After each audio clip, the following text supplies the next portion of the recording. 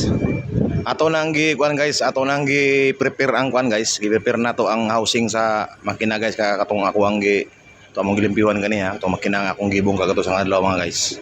Ako nang gi-prepare mga guys kay para ugmaan ni mga guys. Amo na ning itaod ang kuan niya. Depende ni mga guys ug ahay mauna nig taod kung kinibang crankshaft niya kay naabot naman ang crankshaft niya mga guys. Naabot ang crankshaft.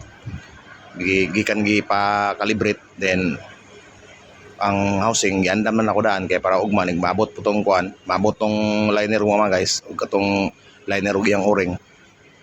Ako itaod ug mga guys kay ang crankshaft na naman mga guys. Mga guys, prepare na ni mga guys para ugma ni mga guys, itaod na ugma sayang housing.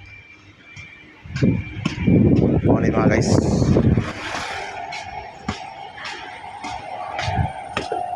Mga guys.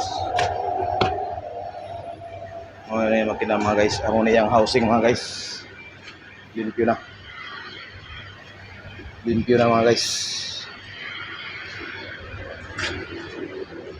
Ano yung makina mga guys. Ara mga guys. NTE 855 Cummins mga guys. Ano yung iyang kuan mga guys. Ano yung iyang kuan sa iyang kuan mga guys. Sa iyang camshaft mga guys. Mga guys. Makina mga guys. Okay.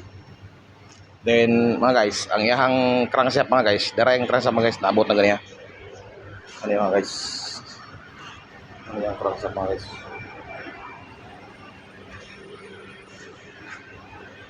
Ano yung crankshaft niya mga guys? Naabot na ganyan yung crankshaft mga guys.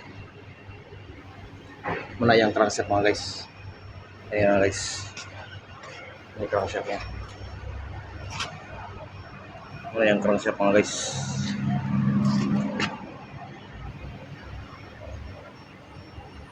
Makina mga guys. Ano yung makina mga guys. Malaghinlo mga guys. Limpyo na ang bahag sa iyang liner mga guys. Then ugmaan ni mga guys. Ugmaan ni. Umabot tong kuan. Liner ko mga guys ug katong o-ring niya. Ako ning tawaran na pud ako nag-liner ko mga guys. Tawaran ako liner. Then o-ring. Then ang piston mga guys, ako pa pong gihinluan ng piston.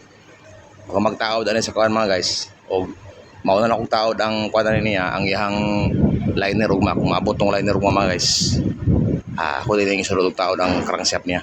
Kaya ang bearing sa iyang crankshaft, sa main bearing niya, gidala naman sa boss ganiya, ang bearing sa main bearing niya sa crankshaft. Then matawad na ako ang liner mga guys sa iyang o-ring, din isulod ako tong kuan crankshaft niya. Then ang piston, ako na po na yung ikuan mga guys. Kaya ang piston ring mga guys, wala pa nabot mga guys. Ang nabot ganiya, kuan pa, ang kaning crankshaft ug ang iyang bearing sa main bearing sa crankshaft niya. Then ang liner wala pa po mga guys. Ugma siguro to idungan siguro to ugma mga guys ang liner ug ang kuan mga guys, ang piston ring niya. Kaya ang piston mga guys, ako pa pong gihugasan. Para ugma ni mga guys, dire-diretso ng trabaho mga guys basta maabot ang pisa. Manang relax pagaway mga guys kay balik na po taghugas karon sa kuan mga guys sa piston kay gihugasan para ko mga guys kay daghang kay mga carbon ba.